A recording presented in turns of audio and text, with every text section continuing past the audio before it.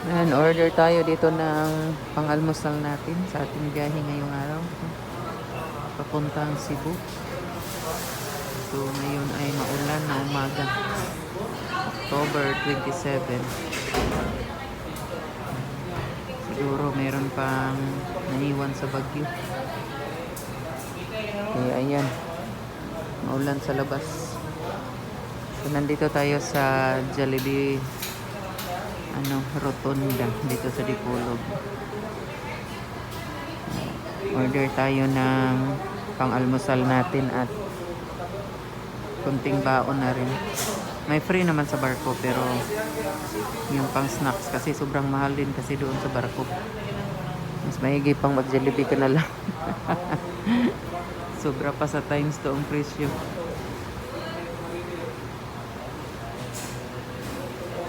Ayan, nag-aantay lang tayo dito sa ating number. Ayan yung number natin, 28.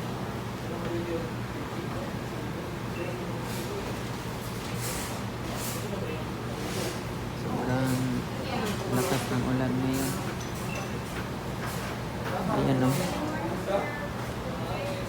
Wala pa naman kaming payong kasi pinadala na namin sa paghakot kahapon. Wala na tayong payong dito. Hindi kasi yun folded. Mahirap dalhin. Ang dami pa nating kailangang dadalhin. Mga damit at saka mga sapatos, mga importanteng gamit. Kaya salamat din tayo kay aking pinsan, Manding Helen Pidoka, no?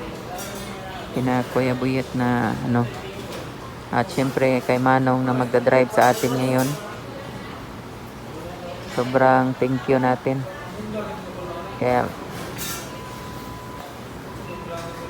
kasi sobrang mahirapan tayo pag tricycle pag ganito. Mababasa talaga ang ating mga dala. Mga damit pa naman yun. Yan o, may na sila, pa Halloween decoration na sila. Halloween. Happy Halloween na lang sa lahat.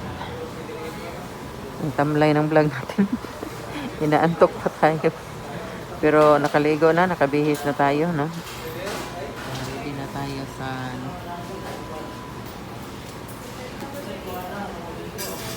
Hinihintay na lang natin si Manong tapos almusal.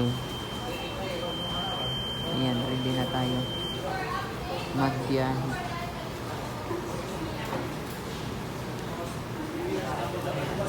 Bihis na tayo.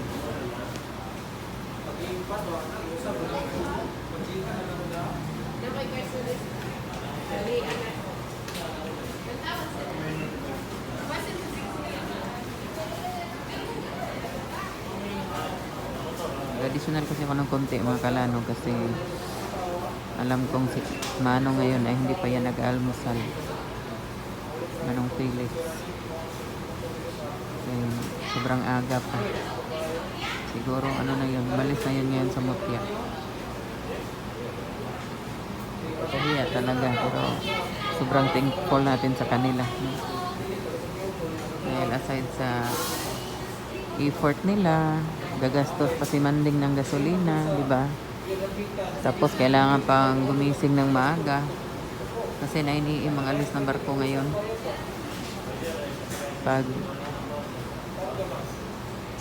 ganitong panahon, no, mas maigi pa. Mas maaga tayong pumunta doon. Marami ng mga kumakain dito. Almusal. So, tapos na sana yung order natin. So, dinagdagan ko ng konti para snacks doon sa barko. Kasi mahal din naman doon sa loob. Buti na lang mag-Jollibee na lang tayo kaysa doon. Yung mga snacks doon. Alam nyo na, ganyan talaga ang buhay, parang life. Pag walang kompetensya, medyo mahal talaga. Normal naman talaga yan. Ayun, no choice din naman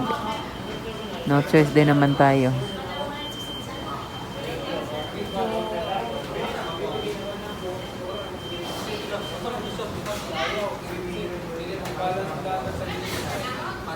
Mm.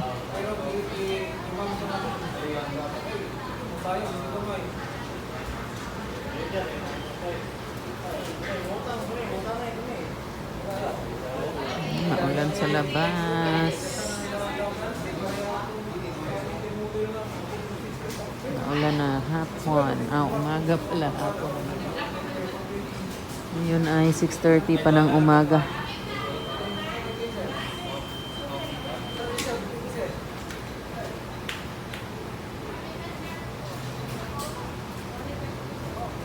So, ayan ang ating order. Maraming salamat Kalano.